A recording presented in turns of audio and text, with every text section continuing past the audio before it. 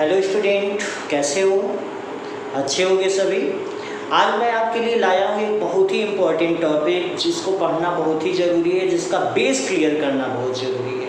क्योंकि अभी अगर आप इस टॉपिक का बेस क्लियर कर लोगे तो आपको ये क्लास 9, 10 और आगे पता नहीं कितने सारे एग्ज़ाम में आपको बहुत ही इसकी ज़रूरत पड़ने वाली है, ठीक है ना। तो आज का जो टॉपिक है वो है फैक्टराइजेशन, ठीक है ना। तो फैक्टराइजेशन तो हम पिछले कई सालों से पढ़ते हुए आ रहे हैं, 6th 5th में भी पढ़ते थे, थोड़ा सा 6th 7th में, लेकिन वो नंबर्स के फैक्टराइजेशन होता था। जैसे 36 हो गया, 24 हो गया, तो इनका जो फैक्टराइजेशन होता था 36 का 2 × 2 × 3 × 3, 24 का 2 × 2 × 3, ठीक है ना। इस तरीके से हम नंबर का फैक्टराइजेशन करते थे, ठीक है ना। लेकिन क्या हो जब हमारे पास अलजेब्रिक एक्सप्रेशन का हमको अगर फैक्टराइजेशन करना हो, ठीक है ना। तो अलजेब्रिक एक्सप्रेशन का भी जो फैक्टराइजेशन करना है वो भी एक तरीके से सिंपल ही है, ठीक है ना। लेकिन जब अलजेब्रिक एक्सप्रेशन के केवल मोर देन 2 टर्म का, मोर देन 3 टर्म का अगर हमें फैक्टराइजेशन करना है तो उस समय हमको थोड़ी सी प्रॉब्लम आती है और हम किसी विशेष पर्टिकुलर मेथड से उसका फैक्टराइजेशन करते हैं, ठीक है ना। तो जो हमारी जो अलजेब्रिक एक्सप्रेशन में हम फैक्टराइजेशन पढ़ेंगे वो कुछ इस तरीके से है। मैं ज़रा उसको एक्सप्लेन कर दूँ, फिर आगे बढ़ते हैं। When an algebraic expression can be written as the product of 2 or more expression, जब हम किसी अलजेब्रिक एक्सप्रेशन को उसके 2 या उससे भी अधिक प्रोडक्ट के एक्सप्रेशन में लिख दें तो उसी को क्या कहते हैं? उसी को कहते हैं factors of algebraic expression. Definition पे मत जाइए, डिफिनेशन वगैरह में कोई दम नहीं है, डिफिनेशन कभी नहीं आती, ठीक है ना। आप सीधे कॉन्सेप्ट पे आइए, एग्जाम्पल देखिए।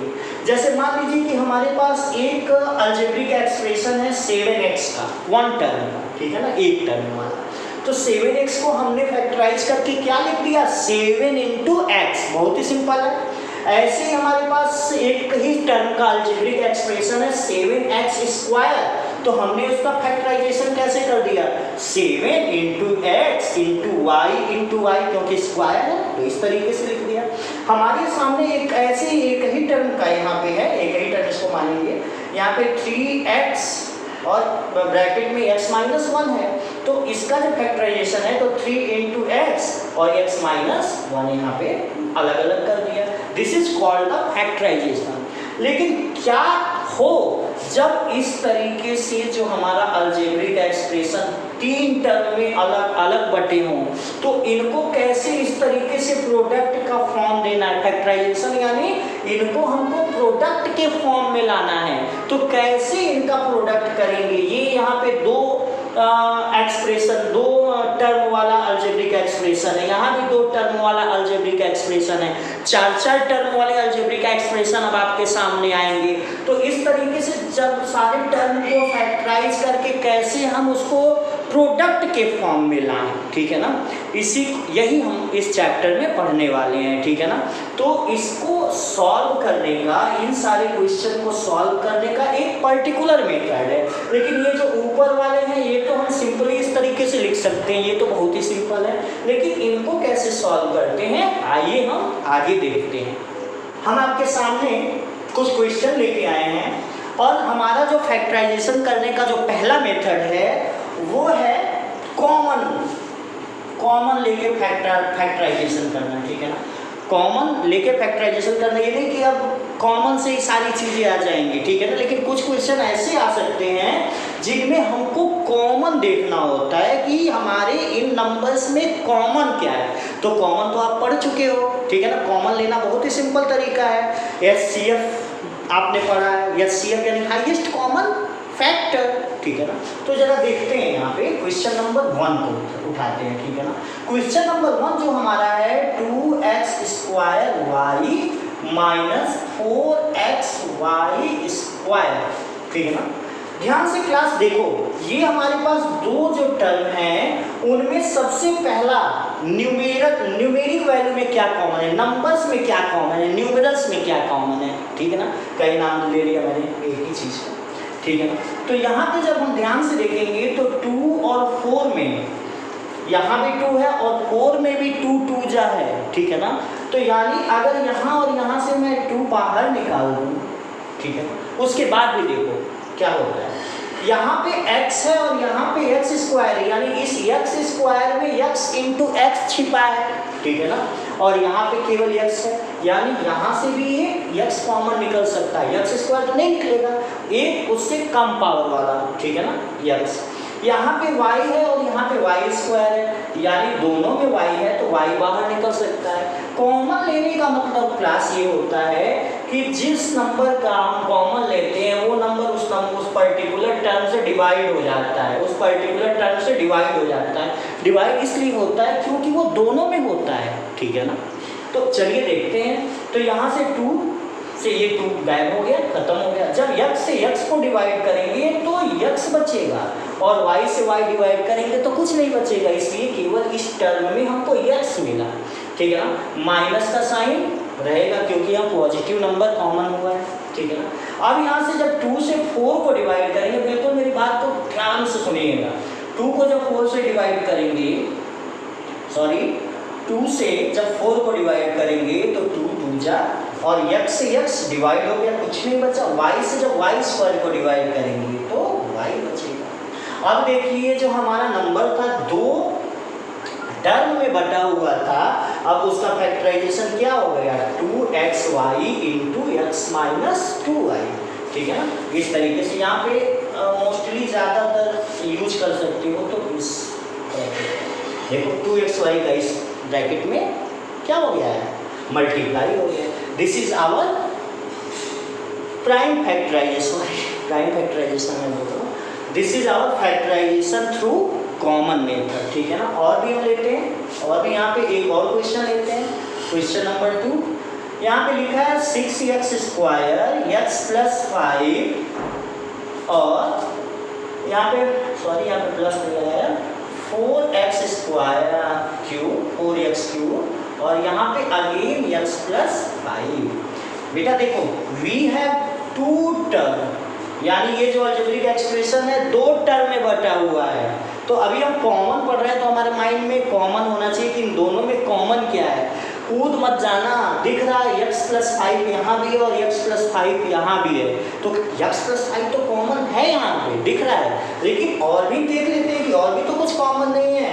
यस 6 और 4 में हमें कॉमन दिख रहा है, 6 और 4 का जब HCF निकालोगे तो क्या हो जाएगा, यहाँ पे 2 कॉमन होगा, यानी हम 2 लिखते हैं पहले, ठीक है ना। फिर यहाँ पे देखो x स्क्वायर और यहाँ पे x क्यूब। क्लास यहाँ पे थोड़ा ऑब्जर्व करना, जब एक बड़ी पावर वाला नंबर हो और एक उससे छोटी पावर वाला नंबर हो तो उन दोनों में हमेशा जो कॉमन होता है ना वो छोटी पावर वाला लेते हैं। यानी एक एग्जांपल, अगर यहाँ पे x3 हो, x5 हो, यहाँ पे x3 हो, ठीक है ना, अगर इन दोनों में तुमको कॉमन लेना है तो कौन सा कॉमन होगा, x क्यूब। यहाँ पे x की पावर 4 हो, यहाँ पे x स्क्वायर हो, तो कौन सा कॉमन होगा, x स्क्वायर, ठीक है ना, ये चीज़, ठीक है। तो यहाँ पे x स्क्वायर, यहाँ पे x क्यूब है, तो हम यहाँ पे x स्क्वायर पूरा कॉमन ले लेंगे। फिर अगेन x प्लस 5 यहाँ भी है, इस टर्म में भी है और इस टर्म में भी है। टर्म बेटा तुम लोग अच्छे से जानते हो टर्म क्या होता है, जब किसी अलजेब्रिक एक्सप्रेशन के बीच में प्लस या माइनस का साइन होता है तो वो अपने 2 टर्म में बढ़ जाता है, ठीक है ना। तो यहाँ पे 2 टर्म वाला अलजेब्रिक एक्सप्रेशन है, ठीक है ना, कोई भी कन्फ्यूजन ना हो, ठीक है ना। अब यहाँ पे हो गया, अब x plus 5 multiplied by x plus 5 जैसा है उस तरीके से लिखेंगे, यानी ये इतना कॉमन हो गया।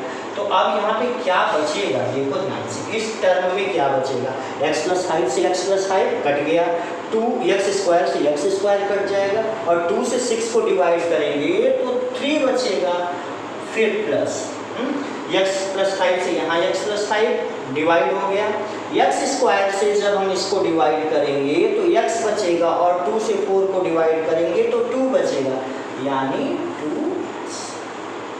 ठीक है ना। दिस इज आवर आंसर, ठीक है ना। इस तरीके से इसको लिख सकते हैं और अगली लाइन में ये वाला ब्रैकेट हटा के चाहो तो हम इस वाले ब्रैकेट का यूज कर सकते हैं, नहीं भी करोगे तो कोई बात नहीं, ठीक है ना क्लास। तो ये हो गया हमारा, नोट कर लीजिए दोनों क्वेश्चन। हम तीसरे क्वेश्चन को अभी बता रहे हैं आपसे।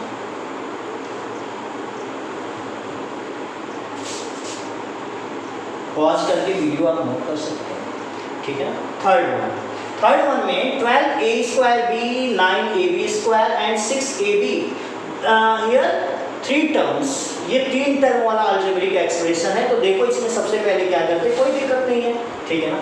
हमारे सामने सबसे पहले न्यूमेरिक जो वैल्यू है 12, 9 और 6, इसका जो हाईएस्ट कॉमन है वो सोचो। 12 3 4 जा, 3 3 जा एंड 3 2 जा, ठीक है ना। यानी 3 is the highest common number of 12, 9 and 6, तो 3 तो कॉमन हो जाएगा। अब एक चीज़ और ऑब्जर्व करो, यहाँ पे a² भी है, यहाँ ab² है, यहाँ पे ab है, यानी हर हाल में a पे 1 पावर और b पे 1 पावर दोनों में है, यानी ab इसमें भी है, ab इसमें भी है। तो जब हम यहाँ से ab ले लेंगे कॉमन, ठीक है ना, तो अब हमारे पास देखो क्या बचता है, 3 4 जा, ठीक है ना। और a से जब a² को डिवाइड करेंगे तो केवल a बचेगा, b से b एग्जैक्टली कट जाएगा। एक एक टर्म से अलग अलग डिवाइड करो। देख लो फॉर एग्जांपल 12a² से जब हमने 3ab कॉमन लिया तो 3 4 जा, और a से एक a कट जाएगा और b से b कट जाएगा, ठीक है ना। तो क्या बचा 4a। इसी तरीके से माइनस का साइन लगाओ और 9ab²। वीडियो को लास्ट तक देखा करो, तभी सारी चीजें तुम्हारे सामने क्लियरली आ जाएंगी।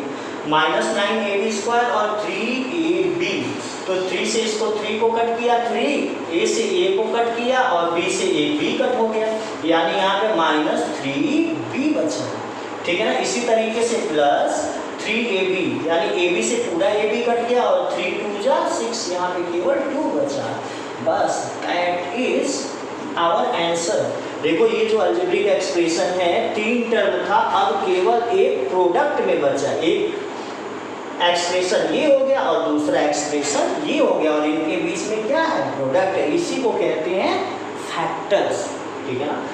तो क्लास आप नोट करिए, और भी हम आपके लिए अच्छे अच्छे क्वेश्चन, इससे भी अच्छे अच्छे क्वेश्चन लाते रहेंगे। लगातार वीडियो के साथ बने रहिए, वीडियो को शेयर कीजिए, पूरी वीडियो देखा कीजिए, ठीक है ना। अपने दोस्तों को भी बताइए। थैंक यू, फिर आते हैं, मिलते हैं आपसे। ओके।